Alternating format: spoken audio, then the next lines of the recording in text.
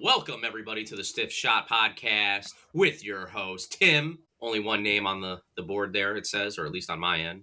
And I got the two names, first and last. Scott That is correct. Gotta be Scott. You're official. So most people know you by your full name, Scott. Scott the Bump Gotta. You should put that in there. The bump, yes. You should put a little, what do you call it there? Yeah. Nickname? Sure. I was looking for something else, but yeah, we'll go with nickname right now. There is a word I'm thinking of. I just can't remember what it is, but that's okay. That's right, brother. That's right. We are here despite crying babies. Yeah, we got crying babies in the background. Probably can't be heard, which is definitely a good thing. Yeah, but we can be seen as that beautiful horse painting directly behind you. Oh man, isn't that a nice horse painting? I do. I envy the people that are listening to us audio only on either iTunes or Spotify. And I'm just going to tell you right now, you're going to have to go on to one of our visual platforms, i.e. Twitch, YouTube, maybe Facebook video. Who knows what we're on yet? I don't even know what we're on yet. No, we're still getting on, man. We're still getting on them. We're going to be all across social media. Well, while we get on, everybody for your listening and viewing pleasure here as the Stiff Shot Podcast gets off the ground. So this is certainly in its infancy. Speaking of crying infants, but we will be adjusting and coming up with new ideas, new things to do every single week here. So I think we're going to try to broadcast on a weekly basis. Is that correct, Scott? That sounds accurate. Who knows? Could even be bi-weekly as we are in the WrestleMania season. You never know. You got to stay tuned. Excellent. You got to set the alerts. You got to like. You got to subscribe to know exactly when we're going on because we're still figuring out ourselves. But yes, I would expect content at least weekly. At least weekly. Correct. And maybe even more special editions. If a PLE's on or on an odd day or pay-per-view, certainly I can see a broadcast going on at that point in time too, because we're going to have a lot of valuable input to add on the crazy world of professional wrestling. So if you didn't get the hint yet, we are a professional wrestling podcast. And Scott, you look like you're frozen, bud. I don't know if... Shot. Well, I think that's a little bit of a delay. I think I'm good now. I think your camera needs a stiff shot, brother. And I said I was trying to reconnect. Am I back? You are back audio, you're back video, little sketch here. I don't know why when we went live that seemed to have faltered. But, here we are, getting the kinks out, getting this going here. This is going to be big, man. I feel it in my bones. I know it. We have so many unique things planned that really aren't out there right now. There's not a lot of people that are going to be doing what we're going to be doing. So super excited for that. A lot of different ideas format-wise. We have special guests we have planned. Some people from the world of performers, current, former performers in the pro wrestling world. So we have all that coming for you. We have also a unique guest here that has to do with... someone's car accident in Connecticut that happened. I guess what's that now? A couple months ago. Are we going to interview who I think? So hopefully we're thinking we're going to interview.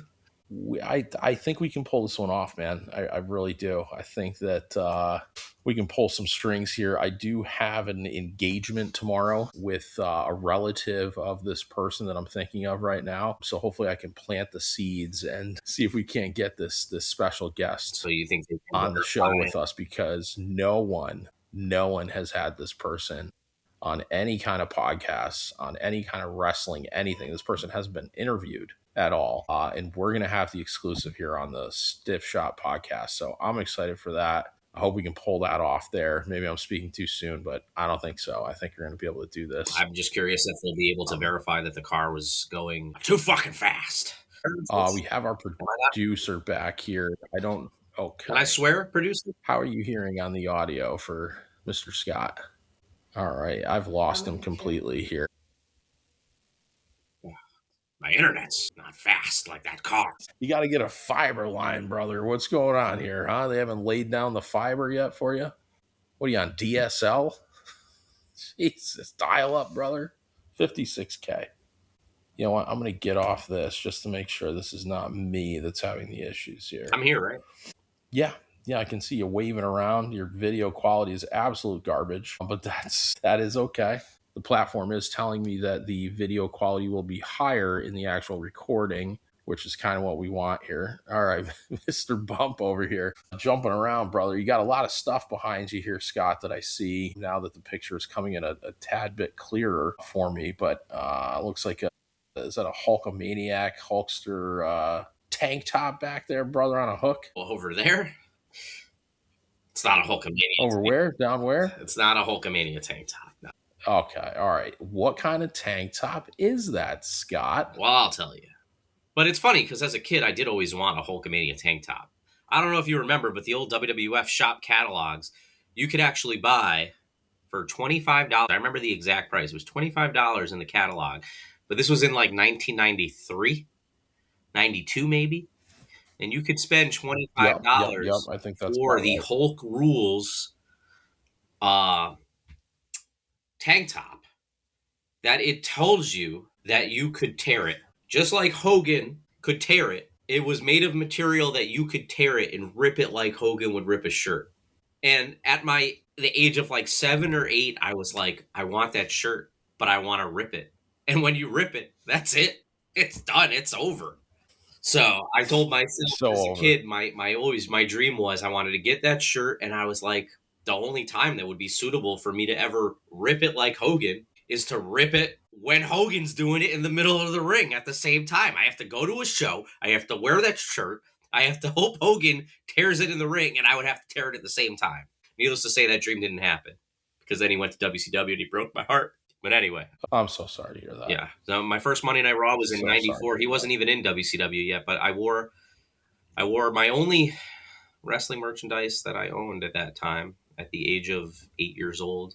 And it was a Hulk Hogan shirt. Well, kind of. It was a Hulk Hogan long sleeve shirt. Oh, let me just be honest. It was part of a Hulk Hogan pajama set, and I wore it to Monday Night Raw in February of 1994. Truth's coming out now, man, on the Stiff Shot podcast. And I have hope, man. Is Hogan going to be there? Is Hogan going to be there? I didn't know Hogan was out filming Thunder in Paradise at the time. I didn't know that. Okay. And I think like, kayfabe was alive and well, brother. I think the older fans were probably like, who's this kid showing up with a Hulk Hogan? He knows Hulk Hogan's not going to be here. Shut up. All right. Let me dream. But anyway, so that's not a Hulk Hogan jersey. That is a Fanatics Games jersey. And you want to know how I got that? I got that by competing in the Fanatics Games last year. Okay. Fanatics Games. Now it's turned into an annual. Last year was the first. This year's the second.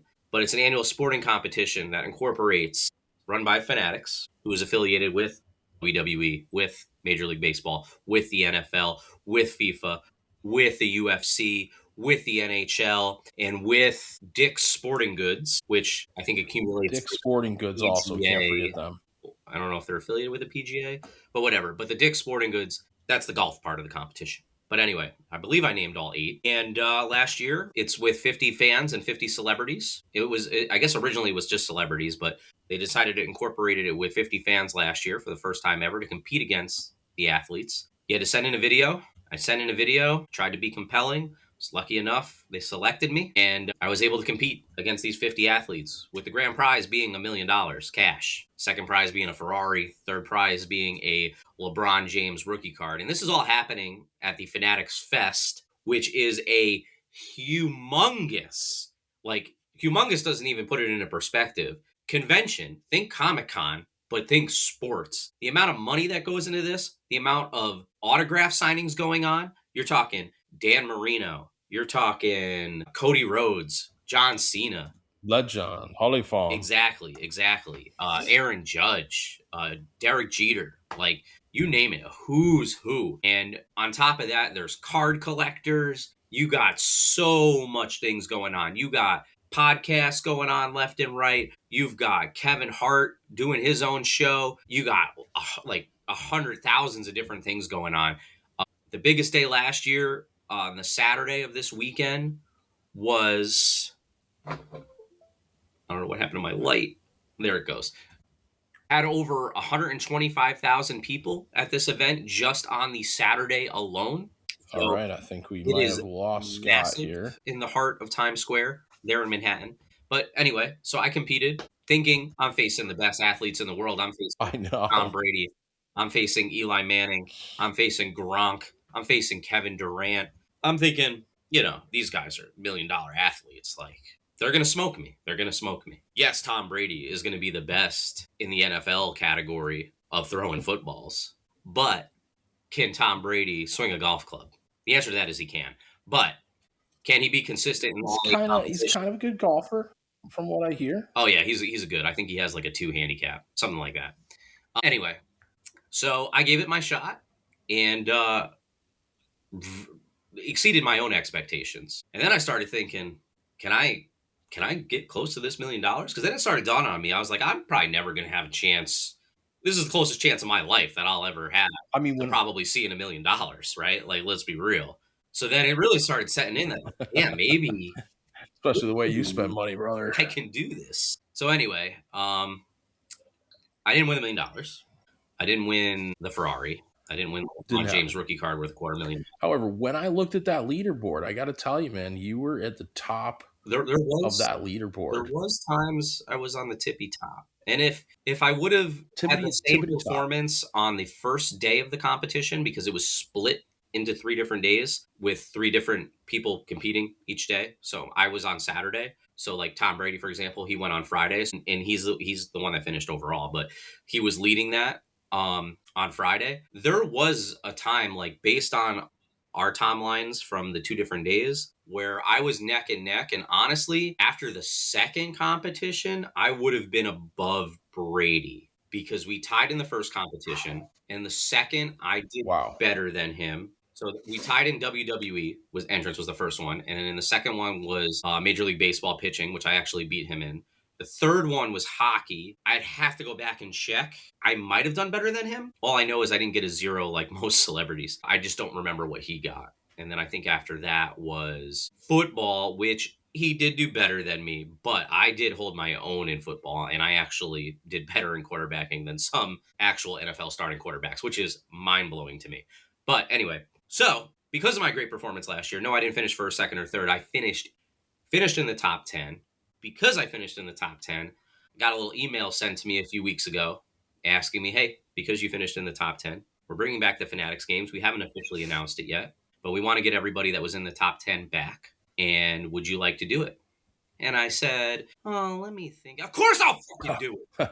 So anyway, and there I go swearing again. That's right, brother. I hope that's all right. I don't get us kicked off any of these platforms here. But anyway, yes. No, I think we're allowed to slip once in a while here. You know, same with like tobacco usage and things of that nature, right? They give us a little bit of leeway here, but if we're very excessive with a certain vice, like swearing, cussing, then we start to get flagged. But so far, so good, man. All right. So you plan on smoking a lot of tobacco. I get it. Anyway, so.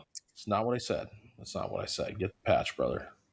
So anyway, last year I had a 5-day leeway when I found out between when I was selected versus when I was competing. Now I have a 5-month leeway. So the competition will be happening in the middle of July in New York City, smashed between the ESPYs and then the World Cup, all going down in that area. Who's going to be there? And I'm nervous. I'm excited. But I don't know. I gotta training, right? Scott's he's got to do mean business in this thing. The competition's going to be fierce. Everybody's going to be gunning for it. I can't just rely on how good I did last year. I need to do a little bit more. So I just got to hope when push comes to shove, I'll deliver. And I've started the training. Look, man, you've proven it under pressure, man. I mean, I'm talking about 50 athletes. You got other people who bigger guys than you, more athletic guys than you, and here you are, the dark horse, man, coming out of nowhere, and you crushed it, dude. There's no other way to say it. You crushed it. I appreciate that. And now that you have 5 months prep time, it's a God honest truth, man. And now that you have 5 months to prepare, I know you're not going to wait until the last 2 months to start training, right? Of course. You're gonna have, and we know what the activities are going to be this year, right? We know how the layout's going to go. We already have that info. We don't know 100% of the details, but I do have an idea. Some of those categories, I'm pretty positive, but I mean, you can't be too sure until you get the official rules. And who knows when we get the official rules? That could be that week, but we'll see. I'm pretty sure we'll get that information before then. But Yeah, man. And look, it shouldn't stop you from training, right? I mean, you know what happened last year, how that went last year, what you have to do with a football, Yeah, what you have to do with a baseball. Now, with the golf club, you could be chipping again. You could be, it could be a par three again. Try to green it on the par three. It could be putting, yeah. Well, right? It But is. Looks like it's you can prepare officially. for all these It does look like situations. it's officially putting this year, based on what their website says. So the website does say for Okay, all right, we're gonna have to hit a few mini golf courses here, gotta. exactly. I You think know what? that's the Weather's. only thing that We're up here in the that's what Northeast, that tells me, and the man. weather hasn't been mini golf weather lately. Let's just say that we had a lot of hail today. No golf weather, man. Not here in the Northeast. We're located in the Northeast, and But man, it's been rough out there. Today was a rough day. we got daylight savings coming up this weekend, and we hope that means spring forward. So let's Spring get forward, on. let's screw what Puxatawny Phil had to say. We don't like him. We're getting some warmer weather next week. I think we're going to be close to 70 actually. So maybe we'll get on that putting green. If not, we could find an indoor putting green somewhere. Yeah, I did. I did read some 60s coming up next week, man. We're gonna hit that 60 mark, which should be. Yeah, I'm still feeling winter, man. I wish we could extend winter a little bit more, but if it turns into the 60s for a little blip there, we can get a few putts done, a few iron shots. I'm all right with that. I As believe long as next. it gets colder again. I think we need a couple more snow days here in March. That's just my feeling. I know next Tuesday. I think we're looking at a high of 6-7, and the crowd goes 6-7. wild. Okay. Wow, unbelievable, man. And the crowd goes wild. Yeah, we're gonna get our soundboard going so we can have some crowd cheering when a situation like that arises. Scott, check your phone too, bud. When you get a second, I got a little suggestion for you there. Try to improve the quality of this stream here. I'll be right back. It's charging on my pad Yeah. in the other room. All right. Okay. Right. All right. While Scott steps away here, guys, you're watching the Stiff Shot podcast. Scott Gata over here, whose bandwidth has been absolutely horrific. So I do apologize for any technical difficulties that we've been experiencing here. Scott has good stories to tell. And once he gets his shit together, then we'll definitely be able to hear those a little bit more clearly here. Hopefully my feed is coming through loud and clear for you. Certainly looks that way on my end. I do have as you can see above me here, that is Tony Soprano and Pio Mai.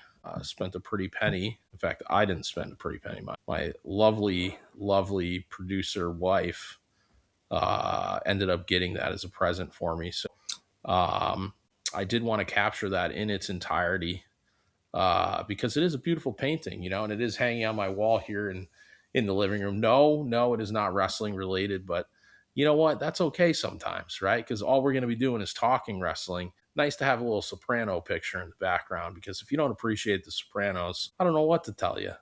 I may or may not have named a family member after a cast member in The Sopranos, but that's a story for another day. Scott, you're back now. Let's see how you got your Sunday night's main event. I'm assuming you're just drinking coffee out of that at Yes, just coffee. 10:15 p.m. Eastern time, correct? Correct. Just coffee. Okay. So no Kahlua, no I haven't Bailey's. added anything to it, but we're training for the Fanatics games here. We can't be boozing up all the day, every day. Wow. Yeah. Dry March, right? It doesn't rhyme like dry January. There's It doesn't have a sugar-free click like that. sugar-free creamer in here. Wow. You're really going all out, man. You're getting serious about these Fanatics games here. You gotta do something, man. For the record, there is sugar in this juice. I am not training for the Fanatics games.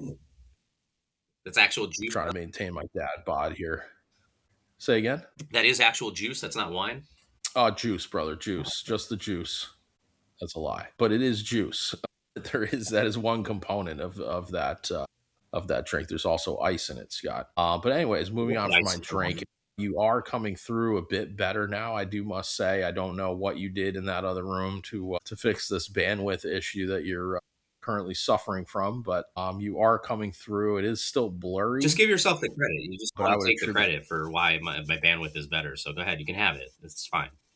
Look, I can actually hear you now, and it's not breaking up. So hopefully our viewers and listeners can also hear you loud and clear. Because while you stepped out of the room, I was saying that you do have some great stories to tell, Scott. We have some really cool stuff planned here at the Stiff Shot Podcast, just getting off the ground again for people just tuning in. We are just starting up here. We're getting all of our ducks in a row, but we got a lot of stuff in our back pocket. I feel like sometimes we've lived like 10 different lives, man, or should I say 9 lives, right? We've done a lot. Scott and I have attended a lot of different events, a lot of live pro wrestling, a lot of conventions, a lot of behind the scenes stuff too. And, a lot of what this podcast is going to be about is sharing those stories with you guys. Because, it's not just to pop ourselves. It's some entertaining stuff in there, man. We've hung out with Jim the Anvil Neidhart. God bless. God rest his soul. We got a great night that we spent with Jim the Anvil Neidhart that we have to share with everybody. True legend, man. He used to be one of my absolute favorites back in the day when he was, with a young Bret Hart in the Hart Foundation.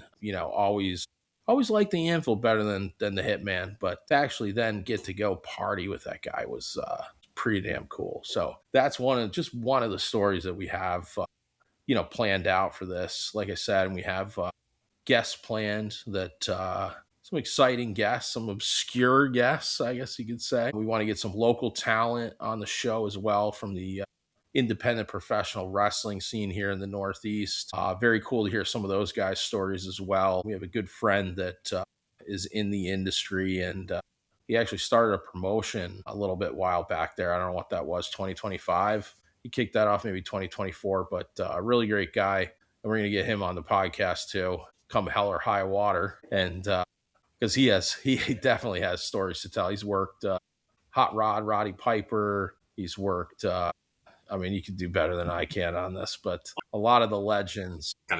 Mayor.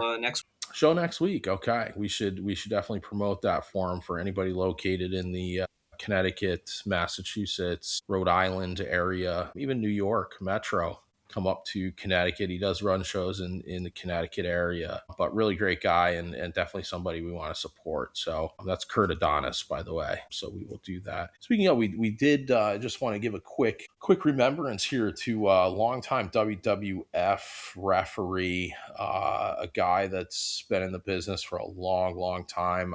He's believed still in the hospital. Scott, correct me if I'm wrong on that. Hospice care, perhaps? I'd have to research hospice care. More, yeah, I haven't heard much lately, but really great guy. His name is Dave Dwinell. You can Google him if you want to. He's got a book out. I've been trying to get a copy of that damn thing for a while now. I can't seem to find it even on Amazon, but I will track that down. But basically, Dave was a referee in the WWF back before it was WWE, and he's traveled up and down the entire United States as a referee. So he's seen a lot. He's refereed a lot of big names. He's refereed Andre the Giant matches, you name it. He's done it. So he's a legend in the business. Yeah, maybe a name not total legend, man. Fans are familiar with. Certainly a name that your favorite old school wrestlers, they'll know exactly who he is. For sure. And I think that's also another objective that I want to have for this podcast is to, highlight some people that definitely gave some contributions to the industry that may not have gotten the in my opinion, the just due that they deserve. I think that there's a lot of people. It takes a lot of people to make this whole thing happen and to make a show happen. Whether it's a local indie show or something with one of the larger televised organizations, right? There's a lot of people, a lot of cogs in the wheel that help this whole machine turn. So I'm excited. We've gotten to meet a bunch of those people. Dave Dwinell is one of them. Unfortunately, Dave's suffering from a health condition right now. Really hope he pulls through here because, I think it's a little too soon for him, in my opinion. And again, great guy. So we'll talk a little bit more about Dave, but Dave, we're definitely pulling for you, bud. I hope you come through and beat what you're going through. Going back to that. Yeah. Guys like Kurt Adonis, guys like Dave Dwinell, a lot of guys on the local indie scene here that we definitely want to talk about and highlight because there's some good stories there, man, with those guys as well. Absolutely.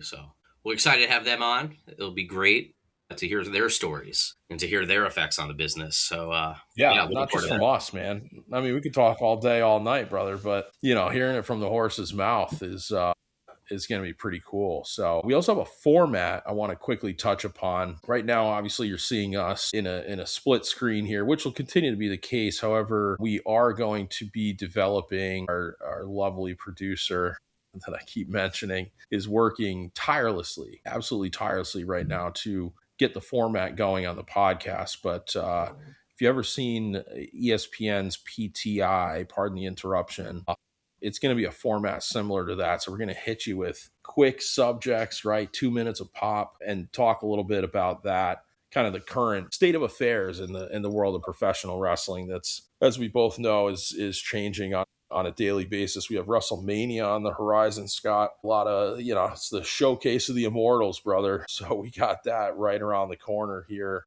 We're in the beginning of March, and that's happening in just about a month's time. So that's starting to shape up as well. And I know you have some opinions there, don't you? Oh, well, what WrestleMania number is it, actually, this year?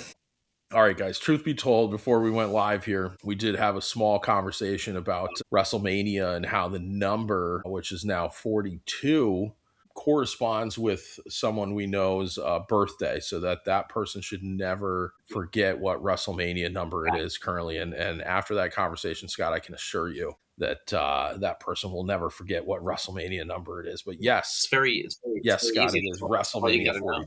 You know, if you were born in '84, you shouldn't have to be like, what WrestleMania is this year? 41, bro. All you gotta do is know how old you are, and you know what WrestleMania is that year. That's it.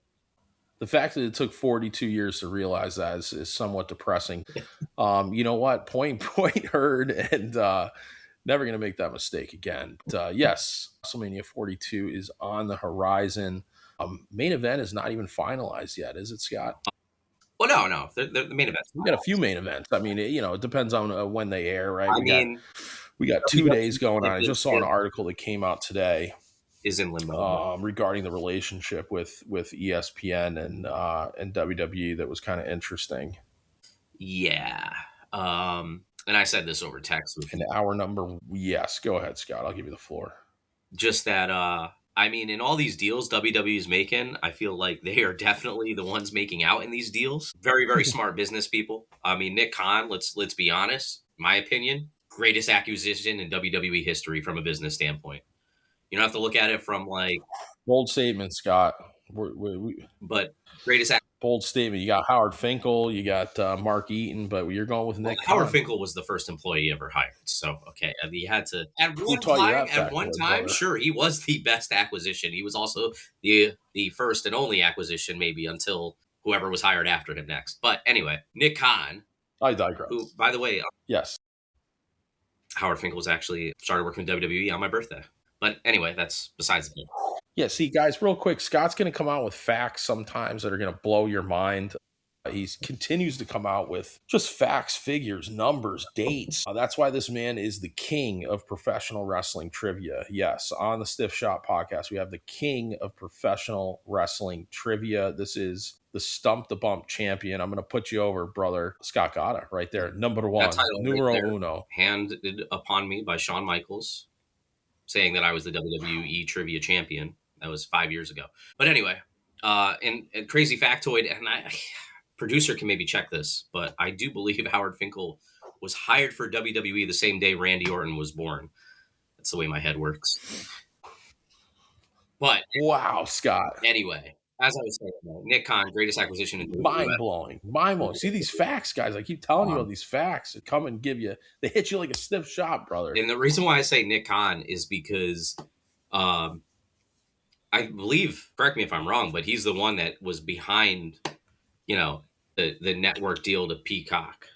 I believe had an interest. I believe you're right on that. In the Fox deal that ran from 2019 to 2024, the Netflix deal, the ESPN deal, and we're talking, you add all those deals together, we're talking billions and billions and billions. I think 20 to 30 billion with a B dollars. So from a business standpoint, I mean, there's nobody better. And based on what you're saying with that article, is it looks like ESPN they're not getting the ROI on the deals, is what it seems like to me. Same, I think, maybe with Fox. They felt they weren't getting the ROI. That's why they didn't renew. But, I mean, people see that WWE shiny toy, and I don't know, maybe Nick Khan, he sells it really well to those investors, and then they make the deal, and they go from there. I'd say he talks a big game, but honestly, Scott, I've never heard the man talk, You got to get on those conference you calls, know, Daddy.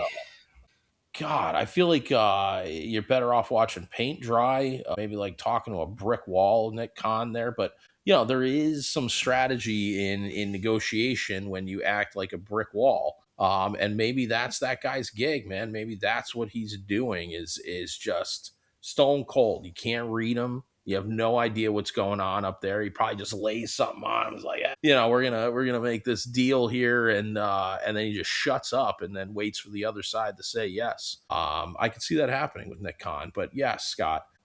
Clearly, if this guy's behind what's going on here, certainly bringing in a shiitake ton of money there for the juggernaut that's now known as WWE. Now, I say this is my opinion. I haven't done these extensive research that some journalists do. It's just completely my opinion, but I do believe that, he's the one that's brokered these deals. And now, I mean, he has TKO to answer to now. And I'm sure, the amount of money that when they sold to TKO, I'm sure he had a large portion in that. And you could say all the other things going on with, Vince and him leaving and trying to get back into power and then being on the TKO board. There's certainly something else to it there. But I mean, do you know if Tony brokered the deal with TKO? Maybe somebody can hop in the chat and confirm or deny that. But did Nick negotiate that deal for TKO? Because he was involved with WWE before that deal came to fruition. Is that correct? I believe so. Definitely he was. I'm sorry. You threw me off because you said Tony in there. I don't know if you had the wrong con man, but you said Tony in there. And I feel like they're all con mans, brother.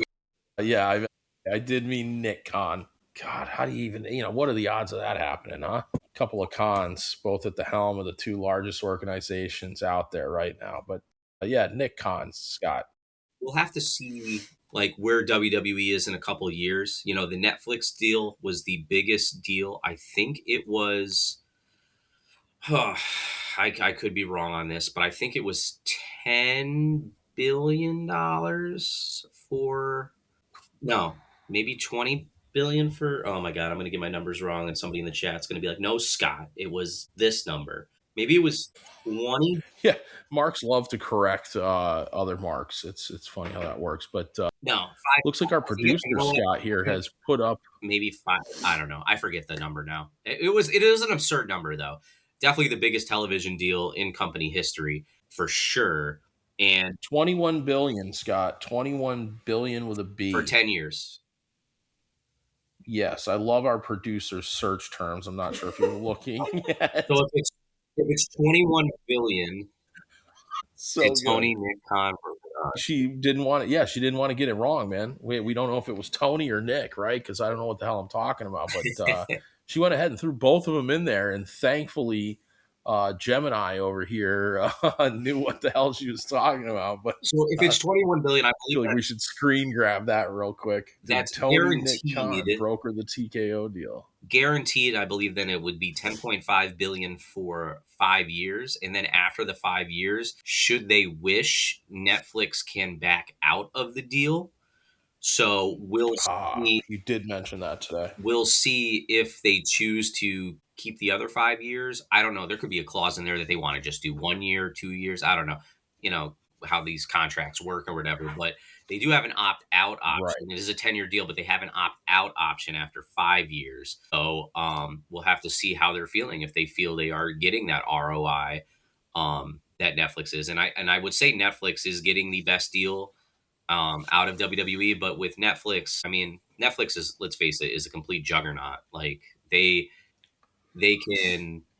have their own production studio, obviously. I mean, they're producing a lot of original content themselves now, But yeah, to your point, they're massive, dude. But I will say, when I log into my Netflix account, I do believe, on those Monday nights, Tuesdays, maybe even into Wednesdays, Monday Night Raw is always on the top 10 that you see on Netflix. So it's you don't see those numbers. Yeah, whenever I log into your Netflix too, it's always number one also. Thanks. Yeah, just Tim Music Man. Had to just throw that in there. All right, yeah. As long as you buy me like a drink a month, we're even. I thought you're not drinking, bro. And don't worry, I'll get back. Deception. But Unbelievable. anyway, Never know what this guy's talking about. so yeah, I mean Netflix numbers, you don't see it like the old cables. Raw only did a 3.2 today. You don't see that with these Netflix numbers. I miss those days. Can I say that? You do? You miss those? I remember reading those. I miss the ratings war days, man.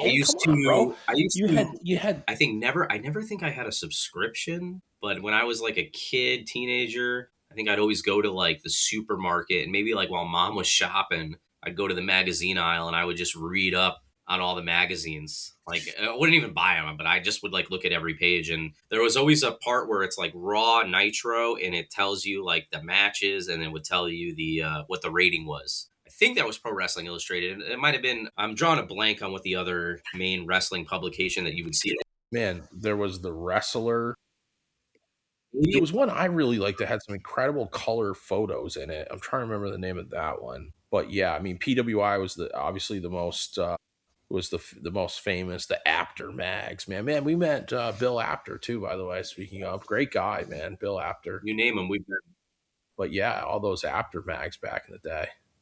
We met him in what Cranberry, New Jersey. It's probably one of those cities where we have plenty of stories from, but 100%, man. Not even sure why I said the word Cranberry, but because it was the name of the city. I'm not catching that.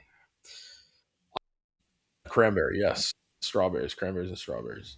One of these segments that we'll probably be doing in the show, maybe not on a weekly basis, but on a routine basis. We can call it Scott Show Off or the Stiff Shot Show Off, maybe. But I will just say, like, whatever wrestler we're talking about, or I'll just say, Tim, go ahead, name a wrestler. Name somebody in the wrestling business. The Iron Sheik. So the Iron Sheik. Okay. Oh. Since you mentioned the Iron Sheik, I will. Yes. I will look around my memory. A lot of worldly events happening right now with the Sheik's home country, you know. So I figured that was a good one to bring up here. Well, we're not here to talk about that kind of stuff here on this podcast. No, definitely not. I will, in this case, I will look around in my memorabilia and kind of go through without making a mess and destroying. Oh man, maybe I should have. Oh my god, we can always go to Haku, but since you said Iron, all right, our producer's on it, man. The first thing I will show, our producer is totally on it. So that is a picture of your favorite host from the Stiff Shot podcast getting a double Tongan death grip from Meng right there. That was a devastating maneuver right there, man. That picture hurt. Yeah, that was tough, man. This guy, you know, I mean, there's a lot. I mean, we could go on and on about Haku, Meng, man, right? Like the stories, the road stories. We got a double Tongan death grip, probably one of the coolest finishers. At least when I was watching WCW. I was always a WWF guy, but when I was watching WCW during that Monday Night War era, when I felt like, you know, they had the NWO going on and everything, but the Tongan death grip, well, that was just a cool finisher. Like, I don't know. I just thought it was one awesome. Half of the Faces of Fear, brother. You know, him and Barb's, you know, Faces of Fear. Tongan death grip. That was it, man. You can't kick out of the Tongan death grip. You're just going. You know what I'm saying? And speaking of you're going down, dude. He's taking your jugular and he's just, you know, he's just putting a hurting on it with those sausage fingers, man. And if I'm not mistaken, those sausage fingers, but the shirt that's being worn by Haku in this photo, I believe that's his son, Talatunga, on that shirt. Talatunga. But yes, we definitely have plenty of Haku stories. If I remember correctly, that day we saw a very, I think right either before that photo or right after, a very intense embrace with Ted DiBiase that Haku had. I think they hadn't seen each other in a long time, and they were reminiscing. And I forget this photo. I believe this is early 2022. And maybe one or two wrestlers from their era, I think, had just passed away. I can't remember who passed away in early 22, but it was like a sad embrace. It was like, they hugged each other, and we were just there in line. I don't want to say like we're just eavesdropping on their conversation. Yeah, we weren't hugging it We were out with them, actually for the record. we were actually I when Ted DiBiase went to go hug Haku, he had his jacket in his hands, and he was going to put it Ooh, I on the remember this. floor. And then I think I Yeah, stepped in and you was like, don't "Oh, DiBiase, I'll you take a don't jacket for allow you. I Ted was expecting him to DiBiase give to me a hundred stick dollar his bill million for it, dollar jacket but on the floor, bro. yeah, he was going to put his jacket on the floor. So I was like, "Oh, Mr. DiBiase, I'll hold your jacket for you. Take all the time you need, whatever." And I thought $1 Million Man, of course, would slide me $100 bill for doing that, but no, nothing. And then I remember No, he didn't even stick it in your mouth, Scott. specifically, I said something, and DiBiase no sold me, and then you said the same exact joke, whatever it was. You said the same exact Yes. thing to DiBiase, Yes. and I got nothing, and I said it first, and then Tim says the joke. Yep. One of these days I'm gonna remember what it was, but you said something, and then he gives you the fucking $1 million laugh. And I was like, he no sold me, and he gave you the $1 million laugh. I'm like, and I'm the one that held his jacket the whole time. Come on. That was such a great moment. He That was such a treated great me like the moment. Nikolai Volkov of the $1 Million Dream Team. But anyway.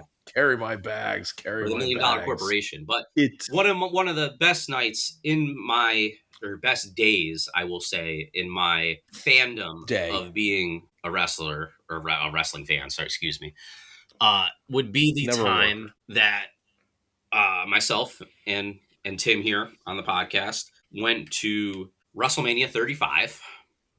And such a before good WrestleMania moment. 35, we went to what was known as the Bullet Club Block Party. So a little pre-show partiness 4 miles away from MetLife Stadium before we got ready for, the night of Kofi Mania, the night of the Man, the night of Seth Rollins. And what did we end up doing? We were just drinking and hanging out with Haku, playing some cornhole. It's one of my favorite pictures, and it's right here. Cornhole with Haku. And I had him sign this. Oh yeah. And he remembered that day. He said he had so much fun. And I'll tell you, the man is a sweetheart. If you go back, you listen to the stories. They talked about it on Young Rock on NBC, if anybody remembers that show, about how Haku, sweetest man, but if you crossed him, if you told him wrestling was fake, the legend is he bit a guy's nose off that said that. So you don't mess with Haku, but man, listen, he is sweetheart of a guy. We had the greatest time with him, drinking with him, throwing bags with him. I mean, I felt like such a kid there. I was like, this is so freaking cool. And it was amazing time, absolute amazing time. And I wish at the Fanatics games, I wish that one of the competitions was cornhole, because I would invite my partner Haku with me and we would destroy everybody.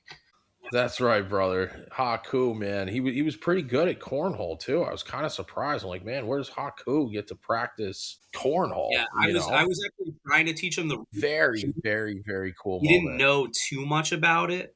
He was just having a good time. I mean, if you look at this photo, I mean, like, I don't even know.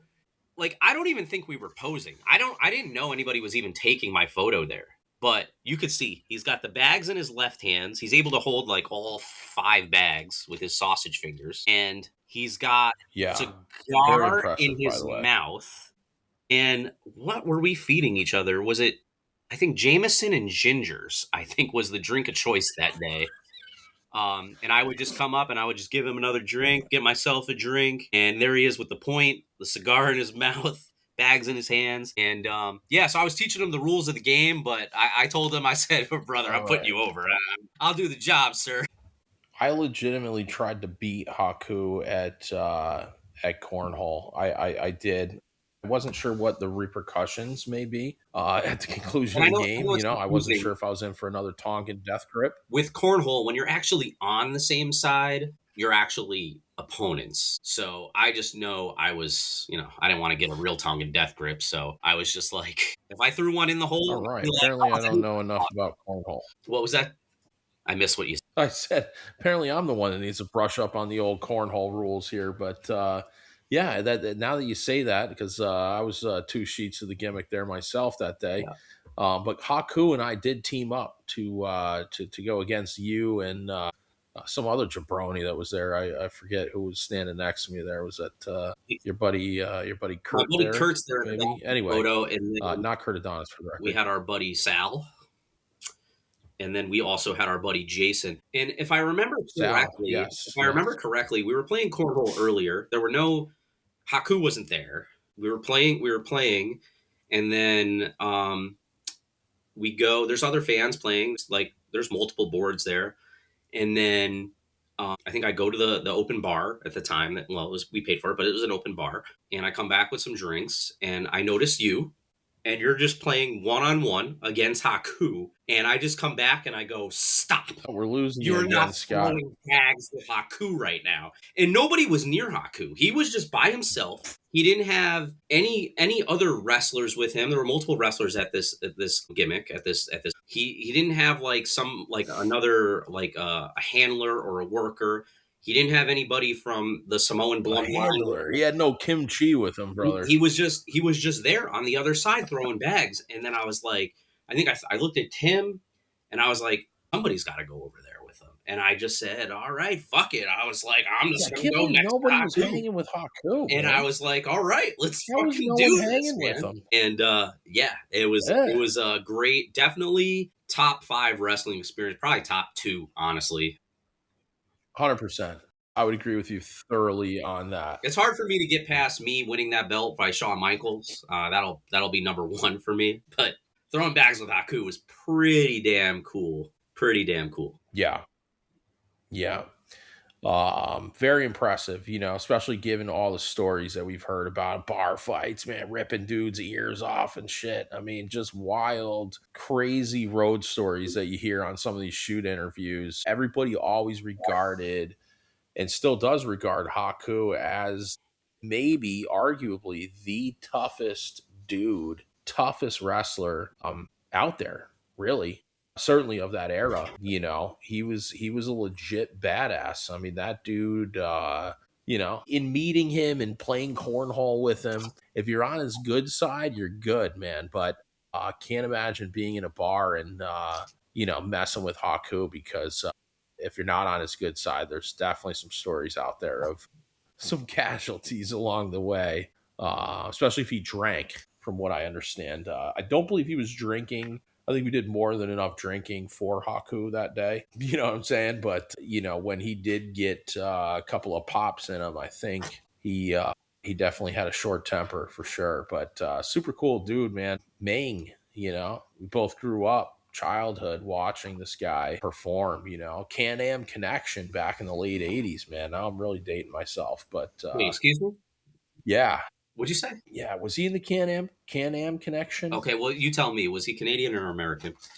I'm gonna go with was it the Paul Cam Connection? Polynesian Cam. What was his tag with Andre, bro? Next time we come across him, I will let him know that you've confused him with either Rick Martel or Tito Santana. I think we're experiencing some technical difficulties with the podcast at this time. We may have to end the stream here. Haku, tongue in death. I'm going to the Google machine here, man. They had a name to their tag. Haku and Andre. The Colossal Connection is what you're trying to. Colossal, no, come on, bro. I was freaking close. Can-Am Connection. I couldn't get past Colossal Connection. Jesus Christ! As if Martel and Santana were great workers too, bro. Okay. Yes, we'll actually meet them in a couple. For the record, I like Rick Martel, the Edigans, which is a very rare autograph signing that I'll be seeing Rick Martel in a couple weeks. Perhaps you will too, Tim. Perhaps I have met him. Perhaps I will too. Yes, we're gonna have to check the funds arrangement here, and hopefully some donations from our viewers will allow me to go to the big event there to meet the model Rick Martel. I have met him in the past. Great guy too, man. Very humble dude, Rick Martel. He's been, his career spanned how long that was, but Certainly a long time from the, he may have even debuted in the 70s. Don't quote me on that, but and then to go on in the early 90s as the model gimmick there at Former AWA WWF. heavyweight He had a champion. long storied career. AWA, yeah, for sure. I have a question for you, but while we're still on Haku, I was pulling out my memorabilia. So I have this Haku autograph, signed King Haku. Wow. And then I actually, for some reason, I'm trying to grow my hair out like you that. know what? I think because he loved us so much that day we did the Tongan death grip that they were like, hey, do you want another autograph? And then, so I was like, so I have the same picture again. He wrote to Scott and he said, good to see you again, Haku. So, Wow. uh, Yeah, because you don't forget who you play cornhole with, no, you don't. I kind of was an honorary bloodline member that day. Wow. Might be overstepping right now, but yeah, sure, Scott. We're gonna roll with that. I have another Haku. I can't seem to find it right now, and I'm not going to go crazy digging for it. But I want to ask you, when did you meet Martel? Was I with you for that? Because it was probably his only God, signing in the Northeast in the last 20. holy Jesus, really? Yeah, he's rare. I mean, he's like so rare that like I don't know how much he was charging for this Damn your upcoming bandwidth, signing. Scott. Well, sorry, I don't know what to tell you. Frontier, but the Terrible company. They just got bought $100 by Verizon. autograph, which is kind of steep for like a name of Martel's like status, but it's more so because he's so rare. And I think they're saying this is his last, at least like Northeast kind of appearance. And the same thing kind of goes with Don Morocco. This is going to be like his last one, I think, on the East Coast, maybe one of his last Yeah, in the state side of the I don't want to say states because the original Rock. but yeah, Yeah, Martel. He lives in Quebec. probably that sounds about right. Yeah, but Yep. do you remember? Like, was that in New Jersey? I'm trying to think of the year, bro. I'm Do terrible you with have a, years. do you have a Everything kind of picture blends with for him? me. I don't It know. had You arrogance. had to have I been feel like there, you would man. remember arrogance if it was there. It was in Jersey. That's all I can tell you. Damn. It was in Jersey at one of those hotel gimmicks. I'm not sure if I got anything signed. I feel like I would have. I got to dig through my collection here of autographs to see if he is in there. But I do remember meeting Martel. It doesn't look like I have a photo with him. And I hope to God I'm not mistaking him for Tony Gurria. No, there's no way. It was definitely Martel. It was definitely Martel. He wasn't in Strike Force attire. He was, he looked like he just walked off the golf course or something. Oh, Khaki pants or something. I don't know why I'm having a visual there, but he looked like just a guy. He looked like freaking what's his name there, Lawrence Whistler. Like he just walked off the golf course in Tampa. in his khaki pants, as you put it. Khaki pants, yeah. I think he had loafers on too. But back to Haku, I just found another picture I have. If I can, wow, this is so hard. Why is this so hard? Can't see anything. Oh, there we go. Oh, That is early wow, a young, 2007. Little baby face Gata right there. And that's a wow. Tongan death grip then, too. And you were probably right behind me in that line. I don't know if there's another fan out there who's been Tongan death gripped more than you, Scott. You might have the record. You might definitely have the record, man. Perhaps, perhaps. I didn't realize you were so young when you were first Tongan death gripped. All right, we're getting a little off track here, but yeah, that was cool, man. You were young there, bro. What do I do to step it up? Like, what's more than a Tongan death grip from Haku? Do I have to ask him to bite my nose off in the next photo? Ooh, that's a good one. Yeah, yeah. Get a chunk out of that honker, brother. I don't know about that. Yeah, I don't think. Yeah, but please don't ask him to do that, Scott. Yes. That could get really messy. Yes, plenty of stories about I think Haku. he's too nice of a guy now. Haku. So yeah, those are some cool stories with Haku. Another guy I really liked that we met was the One Man Gang. I was a big One Man Gang mark, and The another OM, great guy. He what? the OMG before it was an acronym. The OMG, brother. The original OMG, One Man Gang. Not oh my God, but oh my God when he put that chain around my neck for that photo. That was, Yeah. He could have done some damage there. The old larynx, brother. So you know what's crazy? Names you're mentioning though, Rick Martel, the Don Morocco. Guess what? One man gang. Yeah. This thing too. And it is also Well, that might have just pushed the needle, man, for me. between him, That might have just pushed. between One Man Gang, Martel, and Morocco, it is like they're pretty much advertising it as like their last autograph signings, or at least their last autograph signings in the area. You know, we're very spoiled in the Got it. Northeast. We get a lot of it enables us to meet a lot of people, being relatively close to all these conventions. One Man Gang, yeah, I think it was advertised as like, you know, one of his last. And you know who's he appearing with? Oh. He is you can get a photo op with One Man Gang. You can get the chain if you want, but he might not actually be One Man Gang for this photo op because Is he going to be the African Dream? yeah, because he's with Slick, the Doctor of Style. No way, Bro. dude. Did we ever meet Slick? I don't think we ever met Slick. We've met Slick. We've definitely met Slick. Wow, We've definitely. I really want to play Jive Soul Bro right now.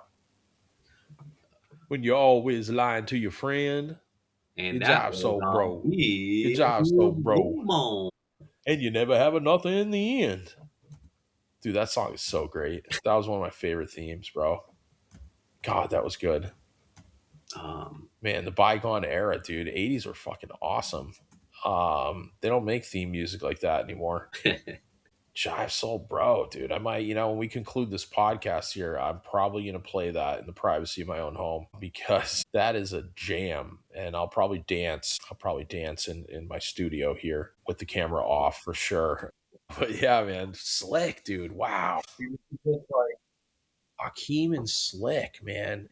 God bless, God rest his soul, Big Boss Man, bro. But to get those two guys, Slick and Hakeem in the same room, that'd be really damn cool. I wonder if that outfit still fits him.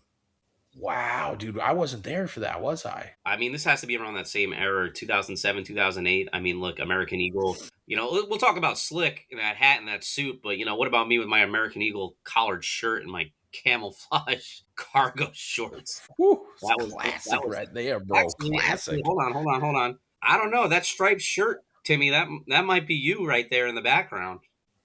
Ooh, bro, gray shorts, striped shirt. I love that fucking striped shirt. I don't have it anymore. I don't think. Safe to say that's you, dude. That might be me, dude. Wow. I gotta look at that side profile. This is how old school we are. This is back in the day, kids. This is called a Polaroid. Say it with me. Right. Polaroid, this ancient artifact over here, where you would wipe the dust off that one. God, good lord! For all the 5-year-olds on Twitch, this is a Polaroid, and you'd get the picture, and then you'd print it out. They'd give it to you. You'd go like this for like 2 minutes. Yeah, you gotta wave it in the air like this. And the picture would finally develop. Don't ask me how that whole thing photos on your phones, and then you have to put everything in the iCloud. No, you had actual stuff like this, and then what you could do is so great, man. I wish they still had Polaroids. Actually sign the Polaroid, so there'd be that little bit of room on the bottom. Yeah, sign and then have their signatures. There it is. The Doctor of Style. There it is right there, guys. A Polaroid photo. They did come out with a Polaroid camera. I'm not sure if it was made by Polaroid, but relatively recently where, essentially you take the picture with the freaking camera and then that thing that Scott's holding spits out of it and you get your photo in real time, man, right then and there. Yeah. Those were the days. I understand that, but the new one also did that. But I'm saying I don't know if Polaroid made the new camera. Like, is Polaroid even a freaking company anymore? I don't know. Yeah, no, Polaroid's. I don't know. Is it gone by way of the Kodaks? I don't know, dude. But anyway, that technology, man, I don't understand why it went away. I really don't. I'll be honest. I want a freaking picture that I can fucking hold in my hand. I'll be honest with you. Right there, man. I have film from disposable cameras that I am completely honest with you that I have still not had developed. And I think there's places that still do it. But I definitely have photos from like 2004, 2005. And I am almost certain I have a photo of myself with Triple H on one of them from a Triple H book signing in early 2005 on one of these films, and I've just never took the time to have it. Wow, bro. Yo, those things expire, dude. I'm pretty sure they expire. Really? I would definitely, maybe for the sole reason that these development companies are probably not going to exist anytime in the near future. If you can find one that's still doing it, do it now. But I'm pretty sure if you don't keep those in a safe, like in a cool a dark cool location, that those can definitely get damaged, dude. So I would try to find those and get those. I'll tell you, man, I did have a disposable camera that was an underwater disposable camera that I took on a vacation like 2 years ago, and I brought it to Walgreens, and they stick the whole freaking camera in like a bag, and then they ship the bag off to someplace. And it takes like, how long did it take? Like, it was supposed to be like a month, I guess they told me. Like, oh yeah, we'll get you your photos back in a month. I'm like, a freaking month. Like, what do they have to do with this stuff? But like, I think it ended up being like 2 or 3 months before I got the fucking photos back, man. But we did get the photo. So there are companies out there that still do it. I did it at Walgreens. So that's my tip of the day for you. Okay. All right. I'll look into that. Hopefully the photo's there. And who knows what else is on it. I actually feel like I have photos with maybe Ashley Massaro somewhere in there. Whoa. Whoa, man. Yeah, that whole, tough situation with her. But yeah, that would be pretty damn cool I if you could had that. be wrong. I mean, to be honest, like I have maybe one of the reasons why I haven't made it a priority. It's like those are photos that I'm pretty sure is on those films, but I do have photos with, because I've met them other times. So I do have photos with Triple H. I do have photos with Ashley Massaro. Actually, I know I have a photo with Triple H right there. That'll be a Wow. story for another time on another podcast, though, because that would be involving the fan appreciation show. Where if you complain about ticket prices today in WWE, just know this show in 2010 that me and this fella went to, tickets for us were only $20, and we were second row ringside. $20. Every 20 seat bucks in this second arena, row, bro. $20. Every other seat in the arena, Wow. $10. $10. Yeah. So Craziness, dude. Those days are it fucking was gone. Halloween weekend, and I will leave it at that because that is a story for another time. We'll talk a whole another hour. Indeed, indeed. And speaking of hour, we've been going for over an hour here.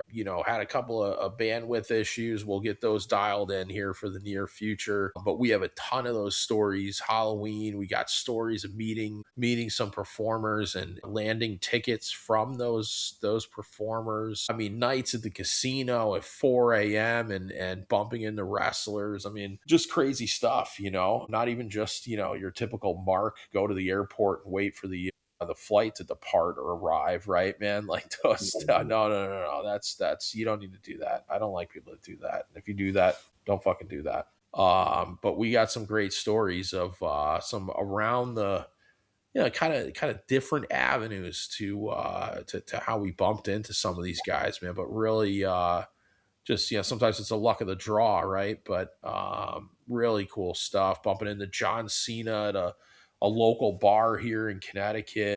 Just rando cool stuff that we can't wait to share with you guys. Like I said, we got a ton planned here for the Stiff Shot podcast.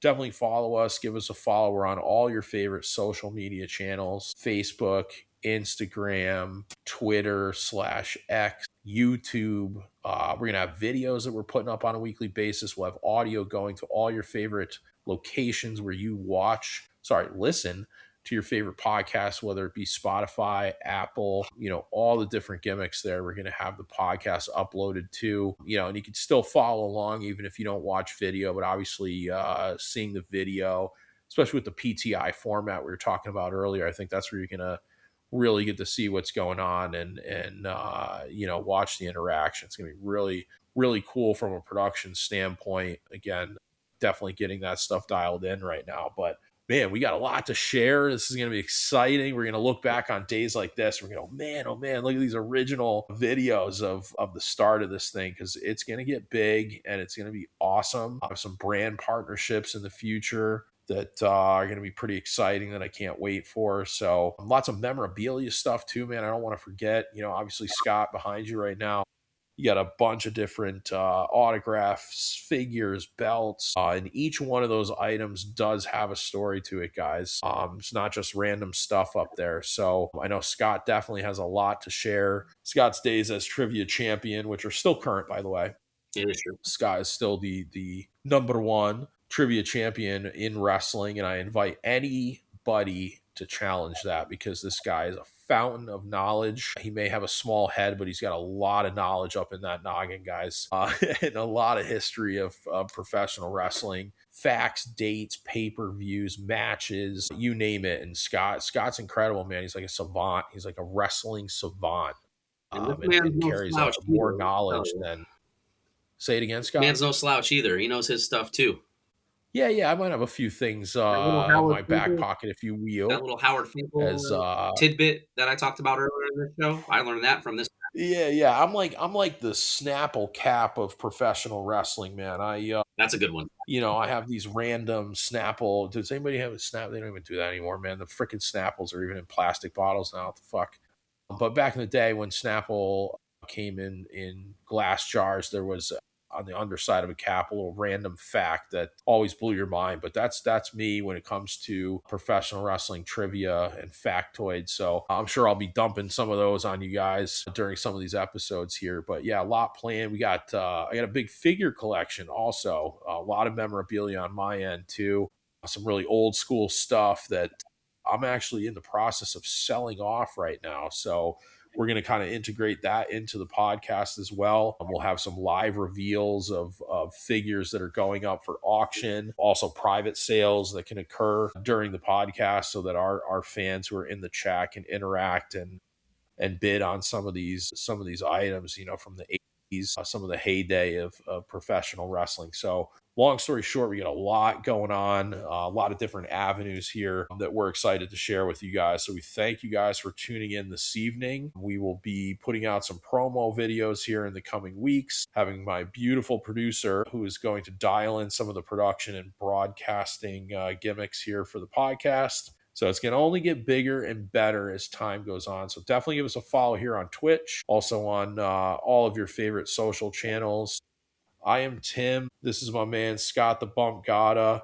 Appreciate you guys tuning in this evening, and we look forward to many, many more fun weeks to come here on the Stiff Shot Podcast. Good night, everybody.